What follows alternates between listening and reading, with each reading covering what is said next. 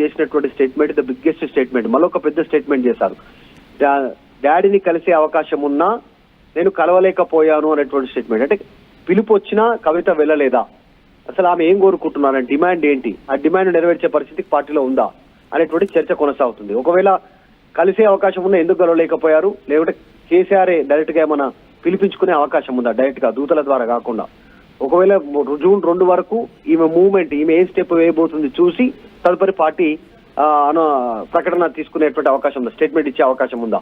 ఎందుకంటే ఆమె చేస్తున్న స్టేట్మెంట్లు కాంప్రమైజ్ అయ్యే స్టేట్మెంట్లు ఆమె చేయట్లేదు.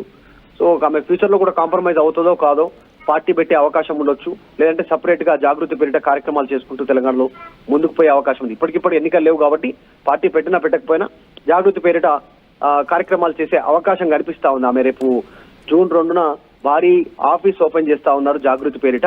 అది ఫ్యూచర్ లో పార్టీ ఆఫీస్ గా మారే అవకాశం కూడా ఉండొచ్చు అనే చర్చ జరుగుతుంది. కానీ ప్రస్తుతానికి మాత్రం బీఆర్ఎస్ భవన్ కి దూరంగా, తండ్రి ఫామ్ హౌస్ కి దూరంగా, తండ్రి అన్న బావాలకు దూరంగా, పార్టీకి దూరంగా, పార్టీలోనే ఉంటూ జాగృతి పేరిట కార్యక్రమాలు చేయాలనేటువంటి ఆలోచన చేస్తున్నట్టుగా ఉంది, చర్చ ఉంది. దీనికి సంబంధించి కాస్త సమాచారం ఉంది. కానీ తండ్రి డైరెక్ట్ గా పిలిపించుకుని పులి స్టాప్ పెడితేనే పులి స్టాప్ పడే అవకాశం ఉంది. జూన్ 2 వరకు వేచి చూసే అవకాశం ఉండొచ్చు పార్టీ. రైట్. అదే సమయంలో మహేష్ కుమార్ గౌడ్ మాట్లాడిన మాటలను ఎలా చూడాలి? ఆయన టీపీసీసీ అధ్యక్షుడు హోదాలో మాట్లాడారు. టీపీసీసీ అధ్యక్షుడు హోదాలో ఏం మాట్లాడారు? ఈటెల, హరీష్ రావు ఇద్దరు కలిశారు. ఆ తర్వాత ఈటెల, హరీష్ రావు, కేసీఆర్ ముగ్గురు కూడా ఫోన్లో మాట్లాడుకున్నారు. అక్కడ కాళేశ్వరం కమిషన్ని అందరం కలిసి ఎలా ఎదుర్కోవాలి అన్న దాని గురించి కూడా మాట్లాడుకున్నారు. పార్టీ విలీనం గురించి కూడా మాట్లాడుకున్నారు అని మహేష్ కుమార్ మాట్లాడారు. కానీ హరీష్ రావు మాత్రం ఒక ట్వీట్ చేశారు. ఆ ట్వీట్ని కూడా మీరు చూడొచ్చు. ఇదంతా కూడా అబద్ధం, బట్ట కాల్చి మీదేసే ప్రయత్నాలు చేస్తున్నారని హరీష్ రావు రియాక్ట్ అయ్యారు. కానీ మహేష్ కుమార్ మాట్లాడిన మాటలను ఎలా చూడాలి? ఈటెల రాజేందర్ రియాక్ట్ కాలేదు. ఇంకా చెప్తున్నటువంటి జరుగుతున్న చర్చనే అది.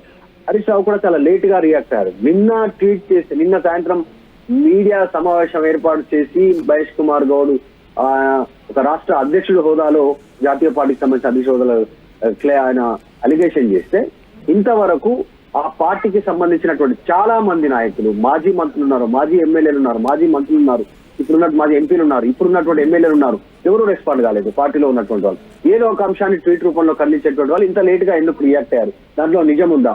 ఎందుకు ఈటలు ఇంకా రెస్పాండ్ కాలేదు? మహేష్ కుమార్ గౌడ్ ఇచ్చినటువంటి సోర్స్ ఏంటంటే, ప్రభుత్వం రాష్ట్రంలో కాంగ్రెస్ అధికారంలో ఉంది కాబట్టి ప్రభుత్వం ఇచ్చిన సోర్స్ లో ముఖ్యమంత్రి పిసిసి చీఫ్ తో చర్చించాడా దీనికి సంబంధించినటువంటి అంశం, రేవంత్ రెడ్డి, ఇదంతా చర్చ కొనసాగుతుంది. సో ఈటల కూడా రెస్పాండ్ కావాల్సినటువంటి అవసరం ఉంది, లేదంటే అదే నిజం అనుకునేటువంటి సిచ్యువేషన్ ఉంది. హరీష్ రావు దీన్ని ఖండిస్తూ ట్వీట్ చేశారు. కానీ ఈ ఈటల రెస్పాండ్ కాకపోవడం, ఇంత లేట్ గా రిప్లై కావడంతో కాస్త అనుమానాలు రేకెత్తిస్తా ఉంది. చూడాలి మరి దీనిపైన డైరెక్ట్ గా కేసీఆర్ మాట్లాడితే తప్ప దీనికి పులి స్టాప్ పడే అవకాశం లేదు. నిజంగానే కవిత జైల్లో ఉన్నప్పుడు, తిహార్ జైల్లో ఉన్నప్పుడు కేసీఆర్ వెళ్ళి చూడలేదు, కేవలం కొద్దిమంది కుటుంబ సభ్యులు వెళ్ళి చూసినటువంటి సిచ్యువేషన్ ఉంది. చాలా మందిని వారించాను, రావద్దు అన్నాను అనేటువంటి కూడా కవిత వచ్చిన తర్వాత స్టేట్మెంట్ చేశారు. నా తండ్రి, నా ఆడబిడ్డలు, నా ఆడపడుచులు ఎవరైతే ఉన్నారో వారిని రావద్దని చెప్పాను అనేటువంటి కవిత స్టేట్మెంట్ చేశారు వచ్చిన తర్వాత. సో ఆ సెంటిమెంట్ వరకైనా, లేదంటే ఈ పార్టీ విలీన ప్రక్రియకు సంబంధించినటువంటి ప్రతిపాదన కూడా ఆ టైంలో చేస్తాను వ్యతిరేకించారు. ఇవన్నీ చర్చకు రావాల్సింది. మొత్తానికి కేసీఆర్ నోరు విప్పితేనే వీటన్నిటికీ పులి స్టాప్ పడే అవకాశం ఉంది. రైట్ మధు, కవిత విసిరిన బాంబు ప్రకంపనలు అన్ని పార్టీలను కూడా తాకుతూ ఉన్నాయి. అన్ని పార్టీలు కూడా దీనిపై రియాక్ట్ అవుతూ ఉన్నాయి. బీజేపీలో బీఆర్ఎస్ విలీనం కావటానికి ప్రయత్నాలు జరిగే, కుట్ర జరిగింది, తను జైల్లో ఉన్నప్పుడు ఈ కుట్ర జరిగింది అంటూ కవిత మాట్లాడారు. అంతేకాదు కేసీఆర్కి రాసిన లేఖ బయటకు రావడం, ఆ లేఖలో బీజేపీని ఒక్క మాట కూడా ఎక్కువగా విమర్శించలేదు కేసీఆర్ అని ఆ లేఖలో మాట్లాడడం, ఆ తర్వాత అన్నిటికంటే మించి మీడియా చిట్చాట్లో మాట్లాడడం. మీడియా చిట్చాట్లో చాలా సంచలన విషయాలే మాట్లాడారు. కేసీఆర్ని టార్గెట్ చేస్తూ ఉంటే వర్కింగ్ ప్రెసిడెంట్ ట్విట్టర్లో రియాక్ట్ అవుతారా అంటూ వర్కింగ్ ప్రెసిడెంట్ కేటీఆర్ గురించి మాట్లాడారు. విదేశాల్లో రజతోత్సవాలు చేసుకోవాల్సిన అవసరం ఏముంది అంటూ మాట్లాడారు. ఏం సాధించామని సంబరాలు చేసుకుంటున్నారు అంటూ మాట్లాడారు. పార్టీని విమర్శించారు కవిత. అంతేకాదు బీజేపీలో బీఆర్ఎస్ విలీనం గురించి కవిత చేసిన మాటలు ఇప్పుడు సంచలనంగా మారాయి. అన్ని పార్టీలు అదే అడుగుతూ ఉన్నాయి. మా పార్టీలో విలీనానికి మీ నాన్న ఎవరితో మాట్లాడారో మీరు తేల్చుకోండి, ఇది డాడీ డాటర్ సమస్య అంటూ కిషన్ రెడ్డి మాట్లాడుతూ ఉన్నారు. అటు కాంగ్రెస్ చెప్తుంది మేము ఏదైతే చెప్పామో అదే మాటలను ఇప్పుడు కవిత కూడా చెప్పారు, కేసీఆర్ కుమార్తె కవిత కూడా చెప్పారు.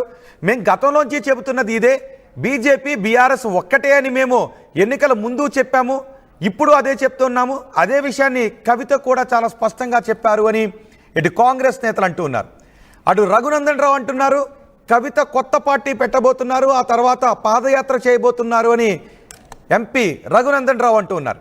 ఇటు కాంగ్రెస్ టీపీసీసీ చీఫ్ మహేష్ కుమార్ గౌడ్ అంటున్నారు ఆల్రెడీ నిన్న ఈటెల రాజేందర్ని హరీష్ రావు కలిశారు, ఆ తర్వాత కేసీఆర్తో ఫోన్లో మాట్లాడారు. కాళేశ్వరంని కలిసి ఎలా ఎదుర్కొందాం అనే ఒక పార్టీగా ఎలా ఎదుర్కొందాం అని, అంటే